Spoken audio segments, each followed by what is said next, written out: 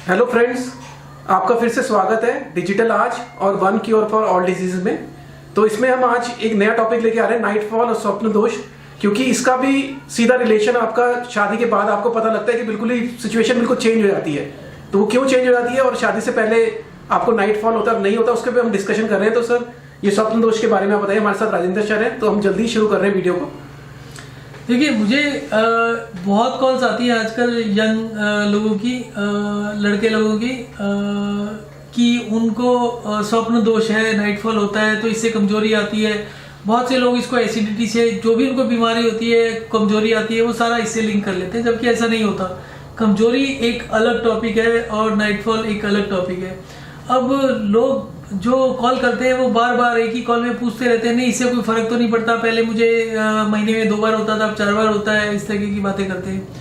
तो आप ये देखेंगे कि कहने को तो सेक्स एजुकेशन आजकल स्कूलों में शुरू हो गई है, पर ये वाली एजुकेशन कहाँ मिलती है।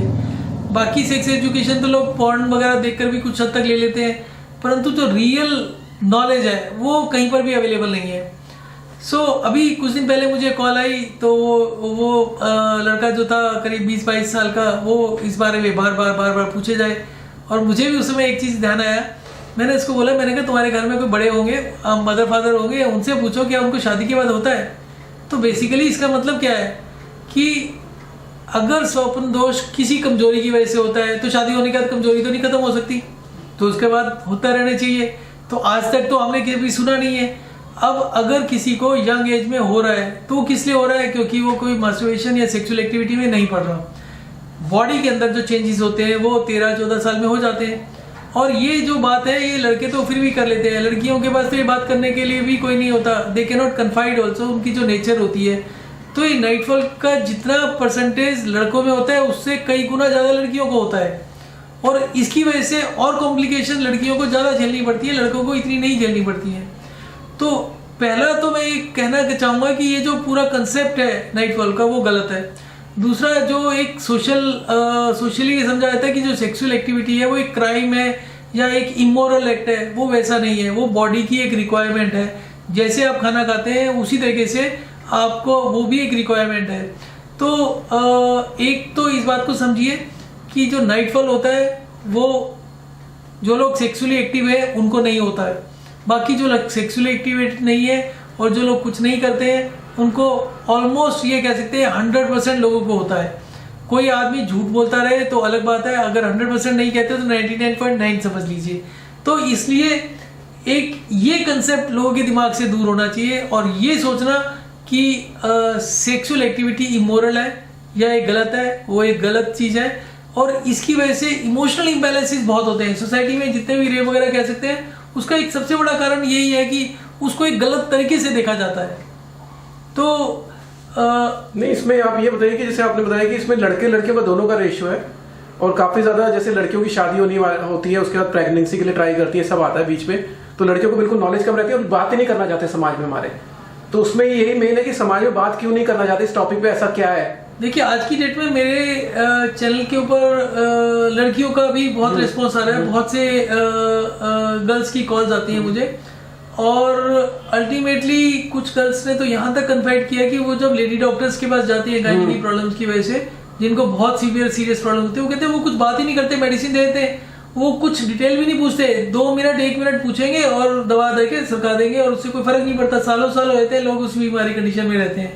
तो बेसिकली जब तक डिस्कस नहीं होगा, जब तक डाटा कलेक्ट नहीं होगा, तब तक कोई रिसर्च भी कैसे करेगा। अब डॉक्टर्स भी उसको इमोरल समझते हैं या उसको एक गंद समझते हैं, जिसकी वजह से वो सब डिटेल नहीं पूछते, क्योंकि इसमें डिटेल्स में बहुत सी चीजें पूछनी पड़ती है। डेली रूटीन्स पूछना पड़ता है, आप कैसे नहाते हो, कैसे क्या करते हो। तो उस तरीके की एक एनवायरनमेंट नहीं है। इसमें एक और मेरा पॉइंट था कि यहाँ पे ज्यादातर गायना जैसे लेडीज के पास जाना पसंद करते हैं, इंडिया में खास तौर पे। तो अब इस कॉन्सेप्ट में बिल्कुल गर्ल्स को बिल्कुल शर्माना नहीं चाहिए, आगे आना चाहिए। गायनी का भी प्रॉब्लम है। इट्स नॉट अबाउट कि वो लेडी डॉक्टर के पास जाते हैं या ज्यादा लेडीज के जाना प्रेफर करती हैं लड़की। आप कह रहे प्रेफर करते हैं, पर प्रॉब्लम ये है कि ना तो वो लेडीज पूछती है ना जेंट्स पूछते हैं। कोई भी डॉक्टर हो वो इस टॉपिक के ऊपर सिर्फ 1-2 वर्ड्स में बात करके दवा दे देते हैं। तो अगर उसके कारण पूछा जाए, उसके पूरी हिस्ट्री देखा जाए, खाने पीने उठने बैठने पूरा सिस्टम देखा जाए, तब समझ में आएगा। जैसा कि मैं पिछले वीडियो में भी बोल रहा था, हाँ, बिल्कुल। कि ये सारी चीजें जितना भी सेक्सुअल हेल्थ है वो सारा का सारा टोटल ओवरऑल हेल्थ से रिलेटेड है। बिल्कुल। जब तक आपका एनर्जी लेवल मेंटेन नहीं होगा नहीं होगा तो ये प्रॉब्लम में भी उनमें ज्यादा प्रोनाउंस हो सकती है। और मेरा जो अभी तक फीडबैक है, जो अभी तक जो डिस्कशन और जो मेरे को इन्फॉर्मेशन मिला है, जो लोग सेक्सुअली एक्टिव नहीं है फ्रॉम अ यंगर एज, उनको ये कॉम्प्लिकेशन ज्यादा होती हैं।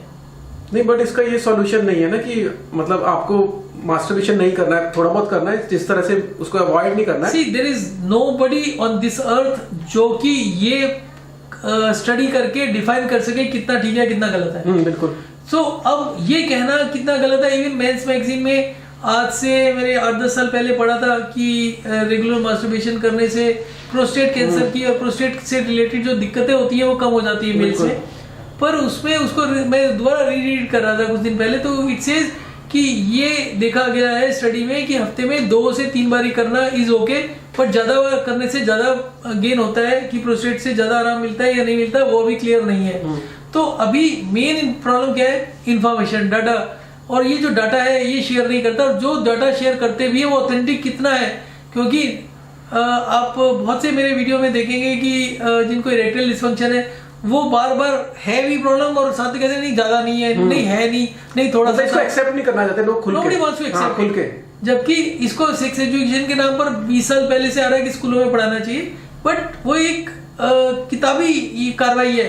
एक्चुअल ग्राउंड लेवल पर कुछ भी नहीं होता, उसमें किसी को कुछ नहीं पता होता। आज की डेट में मेरे ख्याल से 90% बच्चों को तो इवन जो रिप्रोडक्टिव डेज होते हैं वो भी नहीं पता है। तो यही मैरिड लोगों को नहीं पता, बाकी बच्चों को तो छोड़ ही दो। तो इसमें यही मैं कहना चाह रहा हूँ कि इसमें जो इसका सॉल्यूशन है वो क्या है। पहले सॉल्यूशन इसका ये हुआ कि पहले आपको इन्फॉर्मेशन चाहिए, आप खुल के बताएं। जिनसे भी आप यहाँ पे भी फोन कर रहे हैं तो आप खुल के बताएं, इसमें कोई शर्माने वाली बात नहीं है। आप खुल के पूरा अपना बताएं, पूरा रूटीन बताएं, कितनी आपकी प्रॉब्लम है, कुछ भी ना छुपाएं। अगर आपको स्वप्न दोष, नाइट वाला कोई प्रॉब्लम नहीं है, और इसका सॉल्यूशन भी आपको बता रहे हैं। बड़ा आसान ही सॉल्यूशन है, जैसे आपको पता है यहाँ पे क्योर बहुत आसानी से मिलते हैं, आपको क्योर सारे इलाज। This is one cure for all diseases. और मेरा नंबर आपको स्क्रीन पर भी मिल जाएगा और मेरा नंबर आपको डिस्क्रिप्शन में भी मिल जाएगा। तो आप कभी भी कॉल कर सकते हैं। मैं 12 बजे तक भी कॉल्स ले लेता हूँ। सुबह आप 6-7 बजे के बाद कभी भी कॉल कर सकते हैं। और मेरा कोशिश तो है जितना ज़्यादा से ज़्यादा इन्फॉर्मेशन स्प्रेड कर सके, जितने लोगों का फायदा हो सके उतना अच्छा है। सो आपको होप वीडियो अच्छा लगा होगा। आप कॉल करिए, आपकी अपनी कोई भी प्रॉब्लम है, स्वप्न दोष, नाइटफॉल से रिलेटेड और भी बीमारियों से रिलेटेड, आप कॉल कर सकते हैं। ये वीडियो स्पेशली इसलिए था। सो सारे यंगस्टर और जितने भी सब्सक्राइबर हमारे देख रहे हैं, दोनों चैनल को आप फॉलो करिए। दोनों में टिप्स आपको मिलती हैं और आपको होप वीडियो पसंद आया होगा। Thank you so much. दोनों चैनल का डिस्क्रिप्शन में लिंक दिया गया है, आप दोनों को सब्सक्राइब करें। Thank you so much. ठीक है, नाइटफॉल खत्म हो गया।